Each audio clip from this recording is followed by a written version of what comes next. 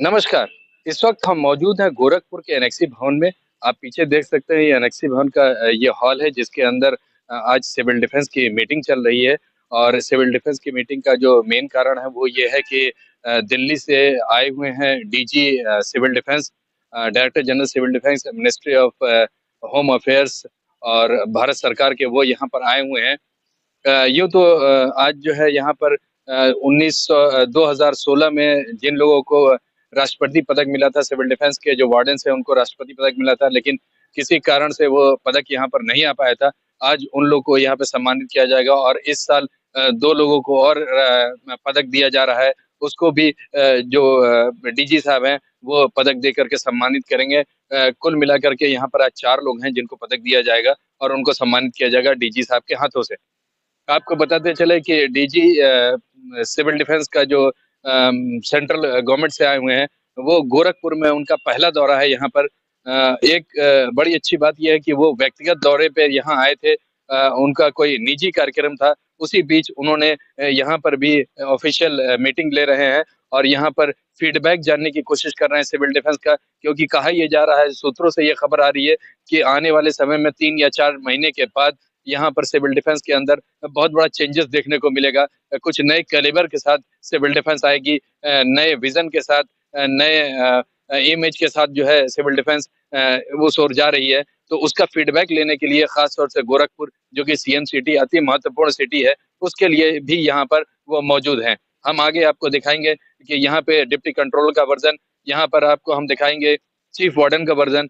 बाकी जो सम्मानित होने वाले हैं उनमें 2 लोगों से हमारी बात हुई है, उनका ही वर्जन दिखाएंगे और साथ में विजुअल्स दिखाएंगे क्या कुछ आज यहाँ होने जा रहा है। मैं मोहम्मद यूसुफ, गोरखपुर से, टीएन डेली के लिए। अत्यंत हर्ष का विषय है। मैं सिविल डिफेंस गोरखपुर से पिछले 25 वर्षों से जुड़ा हूं और इस संगठन के माध्यम से सामाजिक सेवाओं में लगा हुआ हूं। और ये बड़े हर्ष का विषय है कि भारत सरकार ने इसको रिकॉग्नाइज किया और मुझे प्रेसिडेंट अवार्ड के लिए जो है नॉमिनी बनाकर भेजा गया था। ये अवार्ड काफ़ी पहले स्वीकृत हो चुका था, परंतु किन्हीं कारणों से ये मेडल नहीं आ पाया था।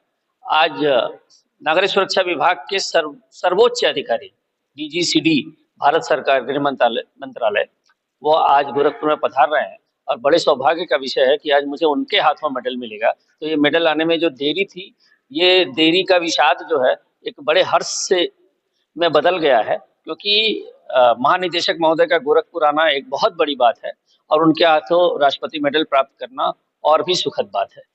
राष्ट्रपति पदक के लिए क्या क्राइटेरिया होता है? राष्ट्रपति पदक सिविल डिफेंस में प्रत्येक वर्ष कोई एक नाम मांगा जाता है और हमारे नगर की टीम, जो सिविल डिफेंस गोरखपुर महानगर की टीम है, वो विस्तृत विमर्श करके कोई एक नाम को प्रस्तावित करती है।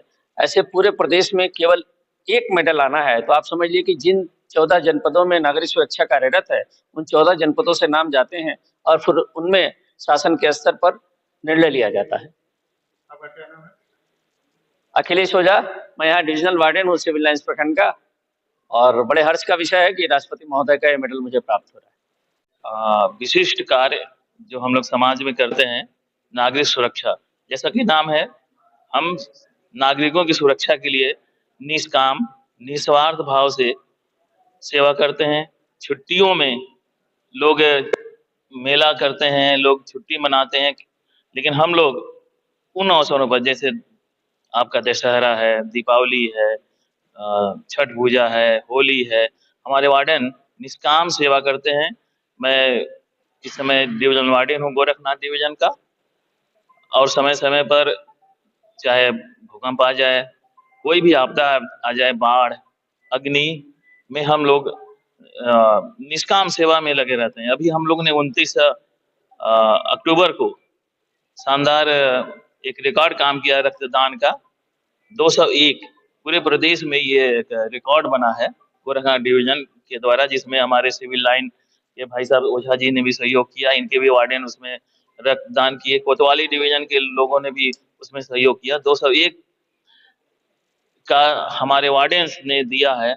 ये मिसाल है, पूरे प्रदेश में रिकॉर्ड कायम हुआ है। आज आपको अलंकृत किया जा रहा है। ये हम लोगों को राष्ट्रपति अवार्ड एक साथ अखिलेश ओझा जी, मुझे राजेश चंद्र चौधरी 2016 मिला था, लेकिन किन्हीं कारणों से गोरखपुर ये मेडल नहीं आ पाया था। आज आ गया है। सौभाग्य है कि हमारे डीजी महोदय के हाथों से हम दोनों को ये मेडल प्राप्त होगा। कितना समय हुआ आपको यहाँ सेवा देते हम लोग मैं 1996 से इस सिविल डिफेंस में जुड़ा हूँ। 96 क्या सुना मैं राजेश चंद्र चौधरी। की जा रही है? ये भारत सरकार के डीजीसीटी जो हैं, हमारे गृह मंत्रालय के सिविल डिफेंस के श्री विवेक श्रीवास्तव जी आईपीएस अधिकारी हैं और वो गोरखपुर पधार रहे हैं। उन्होंने गोरखपुर का चुनाव किया है हम लोगों को संबोधन करने के लिए। नागरिक सुरक्षा के गवर्नमेंट की मंशा है कि उसमें कई सारे चेंजेस करने हैं। नया चार्टर लॉन्च हो रहा है नागरिक सुरक्षा की उपयोगिता को बढ़ाने के लिए। इसमें जो नए कलेवर में अब नागरिक सुरक्षा का रूप आएगा, उसके बारे में हम लोगों को कुछ जानकारी देने के लिए, हम लोगों को कुछ प्रशिक्षित करने के लिए हमारे डीजी महोदय आ रहे हैं और आज उनका स्वागत भी हम लोग करेंगे और उनके आशीर्वाद वचन सुन करके फिर जैसा भी वो हम लोग को दिशा निर्देश देंगे उसी हिसाब से हम लोग आगे कार्य करेंगे। सर, ये जो मीटिंग हो रही है, इस तरह की मीटिंग कभी सिविल डिफेंस गोरखपुर के पहले भी हो चुकी है कि केवल आज? नहीं, पहले कभी डीजीसीटी जो दिल्ली से कभी गोरखपुर नहीं आए थे।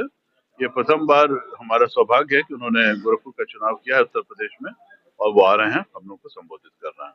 क्या कुछ फीडबैक भी आप लोगों से लेंगे कि सिविल डिफेंस में क्या सुधार किया जाए, क्या चीजें? हाँ, वो हम लोग से जैसी बात करेंगे वो हम जानकारी देंगे आपको। मैं doctor Sanjeev Gulati, chief warden civil defence. नमस्कार, मैं Satya Prakash Singh, deputy controller civil defence.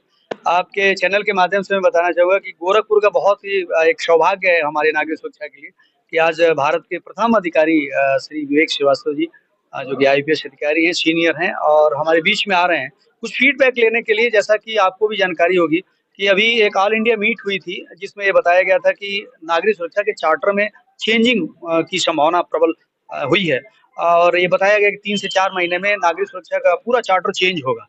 तो उसी सिलसिले में सर ने यहाँ पर गोरखपुर को चुनाव किया है। आपको जानकारी ये भी देना है कि सर ने जो भारत सरकार ने गोरखपुर के बहुत सारी विभूतियों को जो मेडल्स दिया है, वो डिस्क मेडल और प्रेसिडेंट मेडल, हमारे डॉक्टर साहब 2 बार प्रेसिडेंट मेरिटोरियस हैं। ऐसे ही कुछ और साथी 4 लोग हैं जिनको भी सर के कर कमलों से उन्हें आज ये मेडल दिया जाएगा। कौन कौन लोग हैं जिनको दिया जाएगा? मेडल पाने वाले में डॉक्टर साहब के ही deputy commander in chief, deputy chief warden doctor Sharad Shrivastava ji हैं, विकास जालान जी हैं और तीसरे हमारे श्री अखिलेश ओझा जी हैं और राजेश चंद्र चौधरी जी हैं। इन दोनों लोगों का मेडल 8 साल पहले मिला था, लेकिन किसी वजह से वो कोई मिसिंग था या कुछ था, तो वो मिल गया है, हम लोग को प्राप्त हो गया। इन चारों लोगों को ये मेडल आज सर के कर कमलों से दिया। आज की जो मीटिंग हो रही है, क्या ये 6 दिसंबर की भी तैयारी है जो आपके साथ? नहीं, इसको ऐसा नहीं कहेंगे क्योंकि वो कार्यक्रम तो हमारा 5 से शुरू होगा। जो डॉक्टर साहब की पूरा एक आप जानते हैं 1 सप्ताह तक चलता है, वो 5 से 12 तक है उसका कार्यक्रम। ये एक अलग तरीके का है, वो एक तरीके से फीडबैक लेना है कि गोरखपुर सिविल डिफेंस क्या कर रहा है और इन्हीं फीडबैक के आधार पर कैसे चार्टर में चेंजिंग क्या किया जा सकता, क्या इनपुट ले सकते, इसको कह सकते हैं। यही सिलसिला मतलब मकसद था हमारी इस बैठक का। नमस्कार। सेंट्रल गवर्नमेंट से कोई डीजी या आए हुए हैं, क्या कहना चाहेंगे इस मौके पर? क्या संदेश देना चाहेंगे सिविल डिफेंस गोरखपुर को खास तौर से? देखिए, ऐसा है कि ये जो सरकार की जो मंशा है कि जो सरकार के सीनियर अधिकारी हैं वो अलग अलग जगह जाके देखें कि वहाँ की खास करके जितने वॉलंटियर ऑर्गेनाइजेशंस हैं जैसे सिविल डिफेंस होमगार्ड, क्योंकि देश में अलग अलग जगह अलग अलग स्थिति है सिविल डिफेंस की भी और होमगार्ड की भी।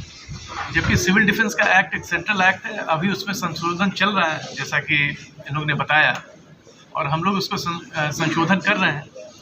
करीब करीब ये कार्य पूर्ण हो गया है, लेकिन उसमें बस खाली एक ही चीज़ बाकी था कि जो डिफेंस मिनिस्ट्री के साथ जो हमारा जो संबंध है और संकलन है, उसके लिए डिफेंस मिनिस्ट्री से एक इनपुट आना था, वो भी आ गया है। तो ये करीब अंतिम चरण में है।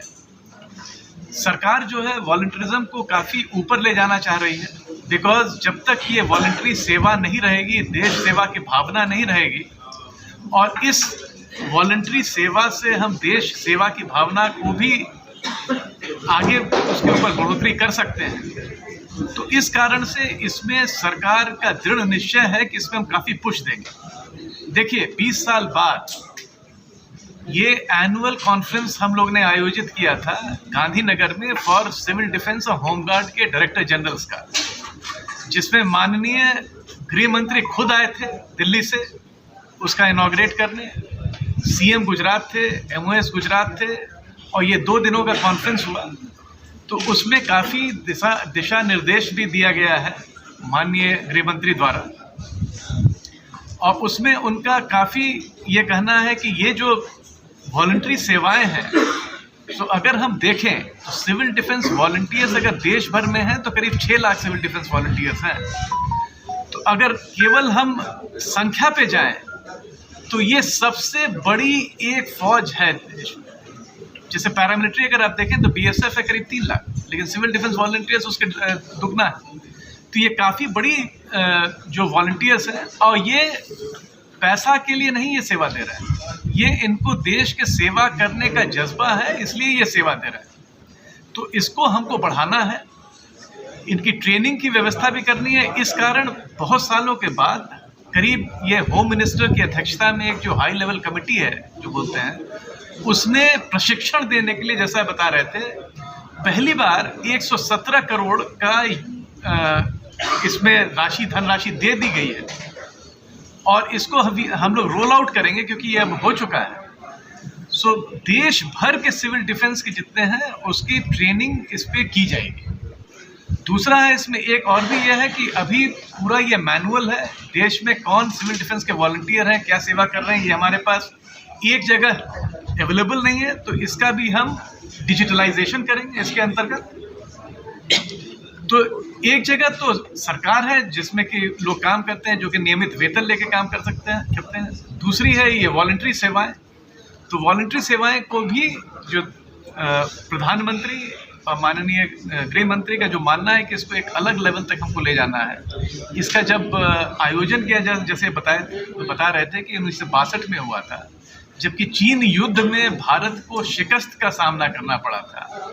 उस समय ये देखा गया कि भारतीय संगठित नहीं है, तो एक जो बाहर से जो आ रहा है उसका हम विरोध नहीं कर पा रहे हैं, तो उसको लेके एक यूके से एक मेजर जनरल को बुलाया गया था उस जमाने में 62 साल पहले, जिन्होंने आके इसका गठन करने का अपनी सिफारिश दी। उसके अंतर्गत ये गठन हुआ। तो बेसिकली ये हॉस्टाइल एक्ट के अगेंस्ट ये काम करते हैं, बाकी भी काम करते हैं, लेकिन इनकी प्रथम जो इनका जो जिम्मेदारी है कि war, during war time, before war time and after war time. फिर 2009 में जैसे इन्होंने कहा कि इसमें संशोधन करके डिजास्टर मैनेजमेंट का भी कंपोनेंट डाला गया। तो ये बड़ी संस्था है, और जैसा होता है कि अगर बहुत सालों तक इसमें कुछ नया ऊर्जा का समावेश नहीं किया जाए तो संगठन धीरे धीरे शिथिल होने लगती है। तो ये हमारा अब ये है कि इस बार हम लोग इसमें नया ऊर्जा का संचार करेंगे, जिससे फिर जीवंत और वाइब्रेंट फोर्स बनकर खड़ा हो।